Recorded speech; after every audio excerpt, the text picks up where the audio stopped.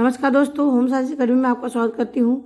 इसमें आपको 51 से क्वेश्चन जो पीजीटी का चल रहा था आपका 51 तक मैंने पढ़ा दिया था। इसमें आपका 52 से सॉल्व कराएंगे। देखिए इसमें एक शुक्राणु कोशिका से कितने बनते हैं, तो इसमें देखिए बुक में जो दिया गया वो 4 है और जो आंसर किया है उसमें 1 है। तो आप हमें कमेंट बॉक्स में बताएंगे इसका उत्तर क्या होगा। और अब आते हैं नेक्स्ट क्वेश्चन की तरफ। इसमें अंडोत्सर्जन के बाद बचे हुए ग्रेनुलोसा और थीका इंटरनल कोशिकाएं क्या बनाती हैं? कार्पस ल्यूटियम बनाती हैं। क्या बनाती हैं? कार्पस ल्यूटियम बनाती हैं।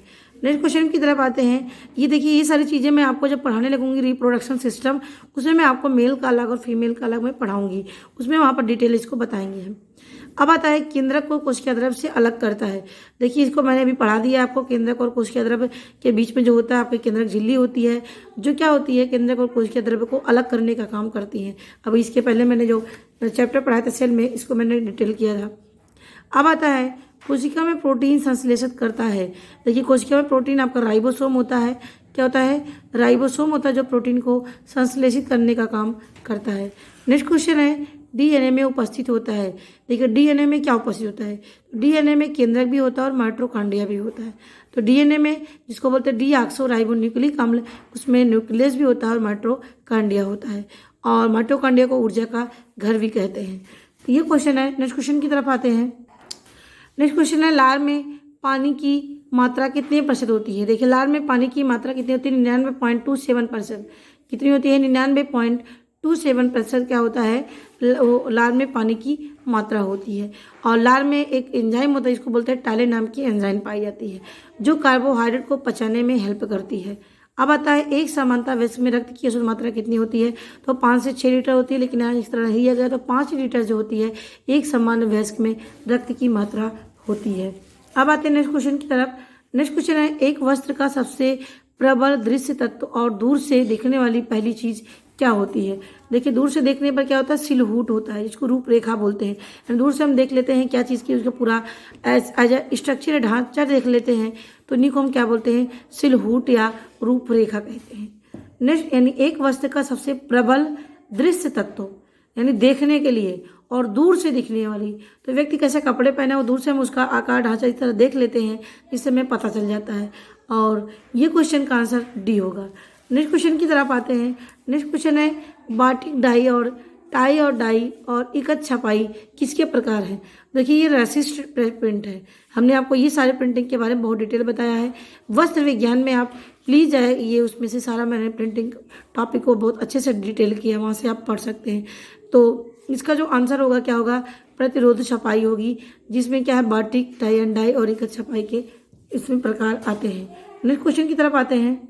देखिए नेक्स्ट क्वेश्चन है नमदा धागे से नहीं बनता है बल्कि ढीले, यानी जो नमदा कपड़ा होता है, देखिए यहाँ से डायरेक्ट वेस्ट और वेफ्ट यार्न नहीं लेते हैं। यानी एक लंबाई में जिसको वार्प यार्न कहते हैं, एक चौड़ाई में होता है इसको वेफ्ट यार्न कहते हैं। यानी जो हमारा फिल्ट जो कपड़े होते हैं वो किससे बनते हैं? तो फिल्ट धागा लूज फाइबर से बनते हैं। इससे लूज फाइबर से बनते हैं, जिसमें वार्प और वेफ्ट के धागे इस तरह नहीं लगाए जाते जिससे आपस में गूंथे जाएं, इस तरह से नहीं होते हैं। कौन कौन से नमदे कपड़े, यानी फेल्ट इज नॉट मेड, यानी जो नमदा के धागे होते हैं वो बनते नहीं हैं। Felt is not made with yarn, यानी वो धागे से नहीं बनते बल्कि किससे बनते हैं? और ढीले रेशों से बनते हैं। ढीले रेशों को दबा कर किस तरह से ये बनाए जाते हैं। नेक्स्ट क्वेश्चन पे आते हैं। मजा, फैशन और चटक रंग की वस्त्र पसंद जुड़ी हुई किसी से? देखिए मजा शब्द, फैशन, देखिए यहाँ पर इससे देखिए आप clothing choice of fun, fashion, bright colour is associated with the, देखिए ब्राइट कलर भी खुशी का पहचान है। फन, फैशन एक इसके सिंबल है। ये यूथफुलनेस के नहीं है बल्कि किसके हैं? वो हैप्पीनेस के हैं। किसके हैं? हैप्पीनेस के हैं। नेक्स्ट क्वेश्चन है एक एजेंसी जो बड़ी संख्या में लोगों और अन्वेषण कार्य करने वालों के बीच खाई को पाटने हेतु वांछित है। देखिए a agency required to bridge the gulf between the research, देखिए मैंने एक आपको एक्सटेंशन में पढ़ाया था, जो एक्सटेंशन वर्कर और लोगों के बीच में क्या चीज़ें होती हैं जो क्या करने बीच में खाई को पाटने हेतु होती हैं। तो क्या होता है? जो एक्सटेंशन एजुकेशन होता है, जिसके द्वारा जो एक्सटेंशन के वर्कर के द्वारा, जो साइंटिस्ट के द्वारा जो खोज की जाती है, उसको लोगों तक, यानी गांव के लोगों तक, गांव के जो गांव कार्यकर्ता होते हैं, जो गांव में काम करने वाले लोग होते हैं, खेती करने वाले, पशुपालन करने वाले, मजदूरी करने वाले, उनसे संबंधित काम को बताने का काम कौन करता है? एक्सटेंशन वर्कर करता है। इसीलिए यहाँ सब जो रिलेटेड है आपका क्या है, एक्सटेंशन है। तो देखिए यहाँ पर लिखा है एक एजेंसी जो बड़ी संख्या में लोगों और अन्वेषण कार्य करने वालों के बीच, यानी people, rural people plus researcher, इन दोनों के बीच में खाई पाटने का काम कौन करता है, एक्सटेंशन करता है। एक्सटेंशन वर्कर के द्वारा, एक्सटेंशन एजुकेशन के द्वारा किया जाता है। अब आता है नेक्स्ट क्वेश्चन है बुलेटिन, लीफलेट, समाचार कहानियाँ के अंतर्गत क्या आता है। अब देखिए ये लीफलेट, पॉम्फलेट, बुलेटिन, समाचार कहानियाँ क्या है, ये हमारी मास कम्युनिकेशन होती है, क्योंकि हजारों लोगों तक आप बुलेटिन के माध्यम से, लीफलेट के माध्यम से, समाचार के माध्यम से सूचना को पहुंचा सकते हैं। तो इसका जो आंसर जाएगा वो क्या होगा, मास कम्युनिकेशन। नेक्स्ट आते हैं, देखिए नेक्स्ट क्वेश्चन है डीपीटी का पूरा नाम क्या है, तो डिप्थीरिया पर्टुसिस टेटनस। क्या है, डिप्थीरिया पर्टुसिस टेटनस जो है इसका डीपीटी का पूरा नाम है।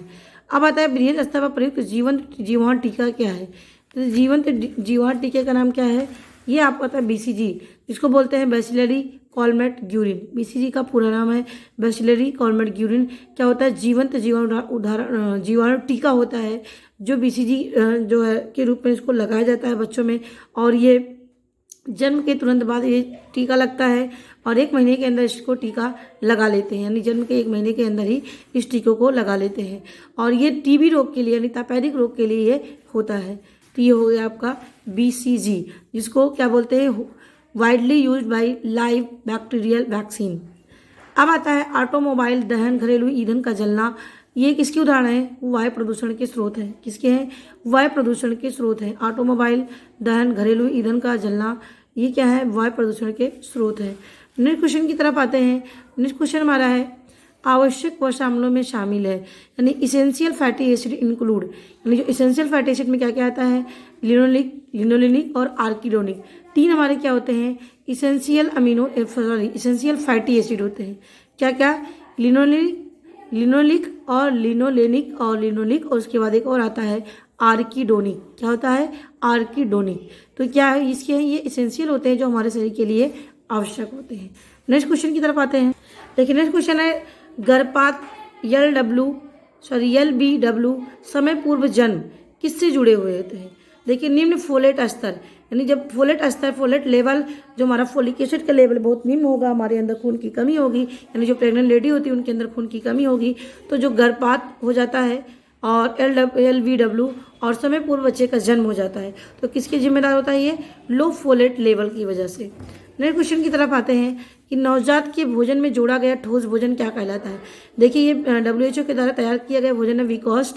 ये माँ के दूध के एक तरीके सप्लीमेंट के रूप में फूड दिया जाता है माँ के दूध के स्थान पर, और इसमें जो है ये क्या होता है, ये सॉलिड फूड होता है, जैसे हमारा सेरेलक नहीं होता उसी तरह से ये क्या होता है, सॉलिड फूड होता है, जिसका नाम याद रखना, क्या नाम है, बीकॉस्ट। क्या नाम है, बीकॉस्ट है, जो तैयार किया गया सॉलिड फूड के रूप में इन्फेंट्स या शैशव अवस्था के बच्चों के लिए, जो इम्पोर्टेंट होता है, यानी इसमें न्यूट्रिएंट्स में ऐड किया जाता है, एक तरीके से सप्लीमेंट फूड होता है बीकॉस्ट। अब आता है सिंक सीमेंट, फर्श के से दाग हटाने में क्या प्रयोग करते हैं। देखिए यहाँ पर जो लगाते हैं वो ब्लीच है, ब्लीच का प्रयोग करते हैं किसके लिए, सिंक सीमेंट या फर्श से दाग को हटाने के लिए। नेक्स्ट क्वेश्चन पे आते हैं। नेक्स्ट क्वेश्चन हमारा है यहाँ पर पारिवारिक प्रणाली के चारों ओर प्राथमिक सामाजिक प्रणाली है। देखिए पारिवारिक प्रणाली के चारों ओर, यानी हमारी जो प्राइमरी सोशल सिस्टम होता है उसके चारों तरफ फैमिली सिस्टम आर क्या क्या चीज़ें होती हैं। देखिए मित्र होते हैं, सगे संबंधी होते हैं, और साथ में बगल में पड़ोसी भी होते हैं। तो हमारी इस तीनों चीज़ें आ जाती हैं पारिवारिक प्रणाली के चारों ओर प्राथमिक सामाजिक प्रणाली में, क्या क्या, मित्र, संबंधी, पड़ोसी और उपयुक्त सभी। नेक्स्ट क्वेश्चन की तरफ आते हैं। देखिए नेक्स्ट क्वेश्चन है शिशु अवस्था में अधिकांश भार, देखिए वृद्धि से बढ़ता है, किसमें भार बढ़ने से, वसा का जब बढ़ता है शरीर में, शिशु अवस्था में जब अधिकांश भार वसा में वृद्धि से बढ़ जाता है, यानी शिशु का जो भार किससे बढ़ता है, जब वसा में वृद्धि होती है तब जो है शिशु का भार बढ़ता है। अब नेक्स्ट हमारा आता है गलसुआ, चेचक, फेफड़े का क्षय रोग, जिसको हम टीबी बोलते हैं या तपेदिक बोलते हैं। तो गलसुआ, चेचक और फेफड़े का क्षय रोग किसके उदाहरण है, ये वायु से होने वाले रोग होते हैं, जिसको बोलते हैं एयर ट्रांसमिशन। क्या बोलते हैं, वायु से होने वाले रोग को एयर ट्रांसमिशन कहते हैं। इसमें आपको गलसुआ को पम्स बोलते हैं, चिकन पॉक्स होता है, ये आपके फेफड़ों से होने हैं, pulmonary tuberculosis are example of the वायु यानी एयर ट्रांसमिशन। नेक्स्ट क्वेश्चन पे आते हैं कि पर्यावरणों का एक समुच्चय जो विशिष्ट समय समय समानता समान अंतरालों पर लिया गया होता है। यानी a set of observation taken at specified time. देखिए किसकी बात कर रहा है, टाइम की बात कर रहा है।